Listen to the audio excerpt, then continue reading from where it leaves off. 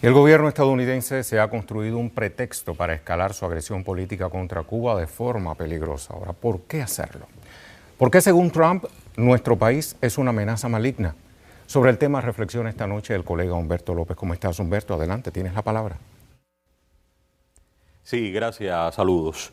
La humanidad vive momentos de tensión creciente. La disputa de hoy parece perfilarse hacia dos grandes campos de batalla. El control de los recursos económicos mediante el sometimiento y la asfixia y el tan importante, determinante campo de las ideas, la mente de las personas, sembrar el miedo, la desesperanza y anular así los razonamientos, borrar toda lógica básica de análisis de un problema, llegando incluso al punto en el que la verdad y la mentira se confunden, el absurdo prima sobre lo inadmisible. Y todo va hacia un mismo sitio, nuestra mente, ese campo de batalla que es decisivo, porque si se controlan, se guían, se conducen los pensamientos de un individuo, el individuo es tuyo, lo tienes. Vamos a recordar aquel 17 de noviembre de 2005 en el aula magna de la Universidad de La Habana. Fidel, aula magna, esto decía, veamos. Yo decía que éramos cada vez más revolucionarios y es por algo, porque cada vez conocemos mejor el imperio. Cada vez conocemos mejor de lo que son capaces. Y antes éramos escépticos incluso frente a algunas cosas, nos parecían imposibles. Nos habían engañado al mundo. Cuando surgieron los medios masivos se apoderaron de las mentes. Y gobernaban no solo a base de mentiras, sino de reflejos condicionados. No es lo mismo una mentira que un reflejo condicionado. La mentira afecta el conocimiento. El reflejo condicionado afecta la capacidad de pensar. Y no es lo mismo estar desinformado que haber perdido la capacidad de pensar. Hay que tener eso muy presente. Vamos hasta la actualidad, noviembre de 2025. El presidente de los Estados Unidos publicó esta Estrategia de Seguridad Nacional. Tiempo después, 29 de enero reciente de este 2026, acaban de publicar la orden ejecutiva, firmada también por Trump. Hay que ver que una se desprende de la otra, sin dudas. La conexión entre estos dos documentos. ¿Estamos ante qué?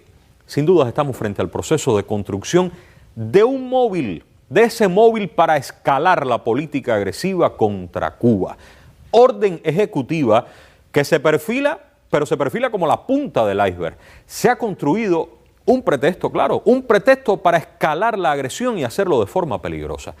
Aquí se declara en esta orden una emergencia nacional en ese país y se establece un sistema de aranceles a las importaciones de cualquier nación que proporcione directa o indirectamente petróleo a Cuba.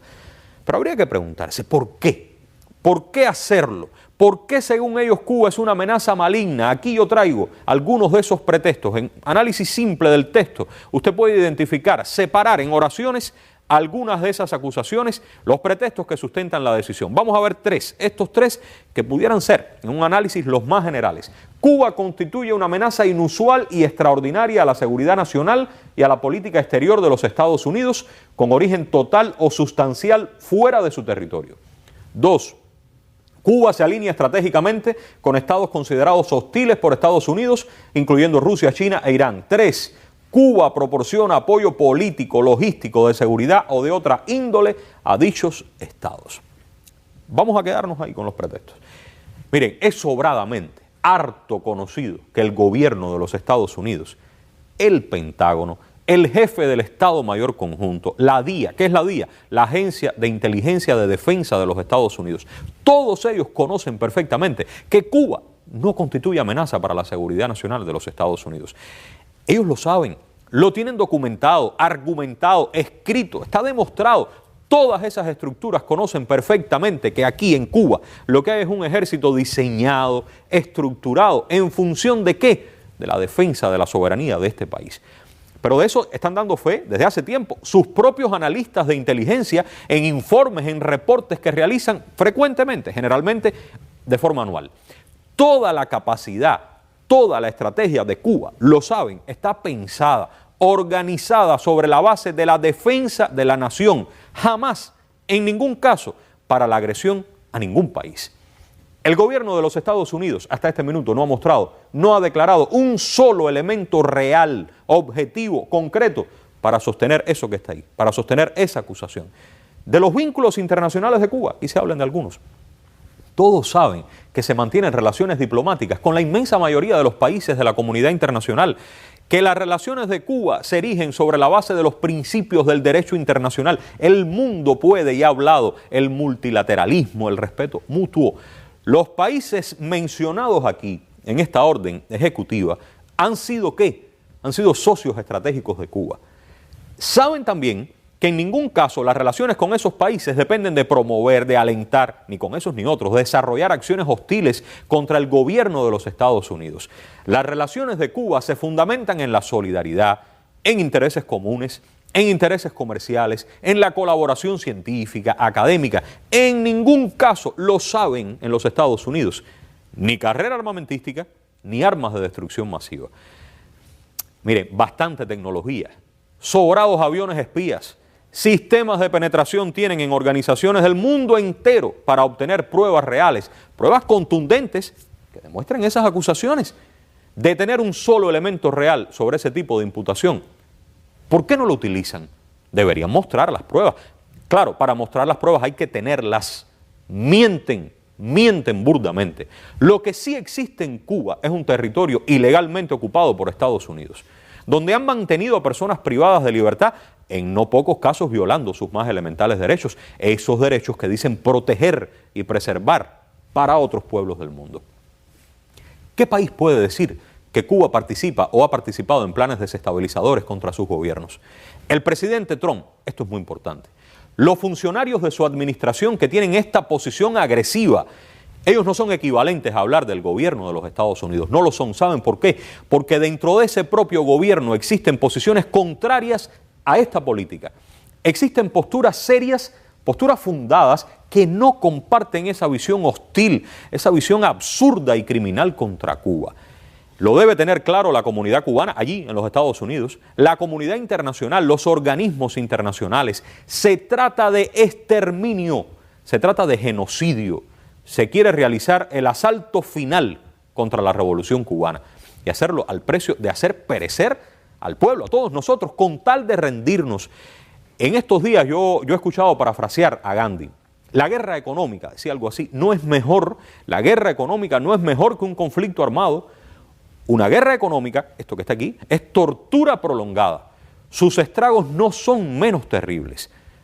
Más que nunca hoy cobra vida nuevamente el memorándum de Lester Mallory. La fórmula es que sigue siendo exactamente la misma. Claro, como decía el memorándum, claro que tienen que crear pretextos. A pesar de tantas campañas, de tanto odio, por ejemplo, miles de médicos se mantienen en decenas de países, muchos de los cuales se sostienen por la solidaridad y con entera disposición de Cuba, en muchos casos, en no pocos países, sin que medien ningún pago. Cuba no promueve ninguna agenda contra el gobierno de los Estados Unidos. En Cuba no se persiguen opositores políticos. En Cuba existen personas que cometen delitos contra la seguridad del Estado y otros delitos comunes, como en cualquier país. Ya que estamos preguntando, ¿qué pasa hoy en Minneapolis? ¿Quién mató a Martin Luther King? ¿Quién mató a Malcolm X? ¿Quién asesinó a Kennedy? ¿Qué fue todo eso? ¿No fueron asesinatos para impedir caminos o rumbos contrarios a los intereses, llamemos las cosas por su nombre, a los intereses del Estado profundo, o como se le dijo también, del denominado gobierno invisible? Esos fueron opositores políticos de alguien. Estados Unidos los permite de verdad. Pero no, el pretexto es acusar a Cuba. A Cuba, que desde 1959, con todos los problemas que tenemos, ¿cuántas veces este pueblo ha sometido a escrutinio su sistema político? La forma de organizarnos, de organizar el gobierno aquí. La mayoría de la población cubana lo hizo soberanamente para la Constitución del 76, muchos no habíamos nacido. Después sí lo hicimos de nuevo en el 2019, en la que, por cierto, hablando de cambios, se incluyó el reconocimiento de la propiedad privada en Cuba. Pero desde el 6º Congreso del Partido Comunista se viene consolidando un proceso de cambios, de transformaciones, para las cuales el principal obstáculo sigue siendo la política de asfixia del gobierno de los Estados Unidos. En múltiples oportunidades, el propio comandante en jefe, el general de ejército, el presidente Díaz-Canel han dicho una y otra vez la voluntad de Cuba, lo han expresado, de dialogar, de conversar con el gobierno de los Estados Unidos. Claro que sí, pero ayer, hoy y mañana, en los términos del más estricto respeto y de la igualdad entre lo que somos, naciones soberanas. Esas posturas incluyen nuestra firme, nuestra resuelta, nuestra histórica voluntad de relacionarnos libre y soberanamente con pueblos y gobiernos hermanos. Por cierto, incluidos los que están expresamente mencionados en este texto insultante. Lo que ocurre con esta orden ejecutiva no solo es una agresión brutal contra Cuba. Estados Unidos está obligando a terceros países a relacionarse con Cuba en la forma en que ellos determinen. Está condicionando lo que pueden hacer o no con sus recursos naturales otros estados enteramente soberanos. Si esto se permite, se estaría sentando un precedente muy peligroso en las relaciones políticas y económicas internacionales. No olvidemos estas palabras: exterminio, genocidio, aniquilación. ¿Cuántos niños, por ejemplo, hoy están hospitalizados en Cuba? ¿Cuántos ancianos? ¿Cuántos enfermos de cáncer hoy están esperando de un medicamento o del tratamiento con un equipo que impiden comprar o que está roto? Está roto porque no se puede adquirir una pieza si la pieza guarda relación, ustedes saben, con cualquier empresa norteamericana.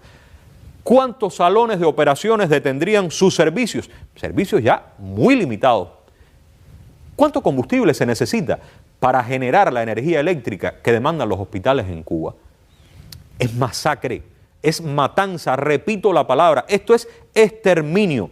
A estas alturas, tanto en Cuba como en el exterior, ¿a quién le caben dudas de que las penurias, las carencias, las fuertes limitaciones materiales que padecemos en Cuba se deben en primerísimo lugar a la política agresiva de los Estados Unidos, que esta orden ejecutiva ahora pretende reforzar, consolidar? Vamos a ver, por si quedan dudas. Miren, esto es muy fresco, vamos a ver esto, adelante.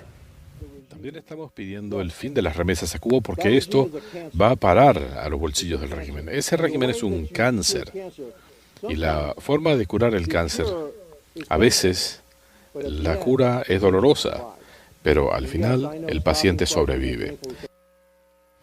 Cura dolorosa, ¿no? A nosotros nos quedan reservas políticas, creativas, materiales para afrontar este reto.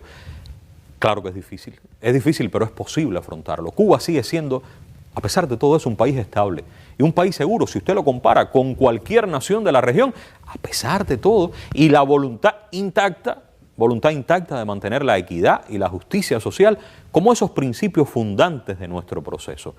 Hoy no es solo decisivo, no, es que es justamente en la mente nuestra, vuelvo a la idea del inicio, donde se gana o se pierde la batalla. Si no nos creemos, si no estamos convencidos de que vamos a vencer, de que tenemos y que podemos hacerlo, no va a ocurrir. Fácil no va a ser, no, nunca lo ha sido. Por cierto, el camino de la rendición, para esos pocos que la contemplan, algunos que la contemplan, rendirse tampoco es fácil. Es que cuando tú te rindes, difícilmente, a la larga, a veces a la corta, difícilmente eres feliz. Con toda seguridad tú vas a ser humillado, pisoteado, ignorado. Y todo eso, tal vez para empezar, después pudiera ser mucho peor. Hoy, como en uno de los tristes pasajes de nuestra historia, algunos pocos buscan ser herederos de aquel zanjón. Sobran los tristes ejemplos, sobran las lamentables historias del sufrimiento de los que se equivocan. Y voy a terminar con esto por ahora. Una de esas funcionarias que hoy se desgarra las vestiduras pidiendo la asfixia de este pueblo, hace algunos años, amablemente, conversaba en entrevista con el comandante en jefe y pensando que ganaría galardones para sí misma, la entonces joven periodista María Elvira Salazar le regaló al gigante la posibilidad de responderle y que quedara para la historia. ¿Cuál usted considera que es su peor enemigo?, le dijo la periodista al comandante. Mi peor enemigo, le dijo Fidel. Yo creo que no tengo enemigos peores, porque creo que todos los enemigos se pueden vencer. ¿Cuál usted considera que es su peor enemigo? Mi peor enemigo. Yo creo que no tengo enemigos peores, porque creo que todos los enemigos se pueden vencer.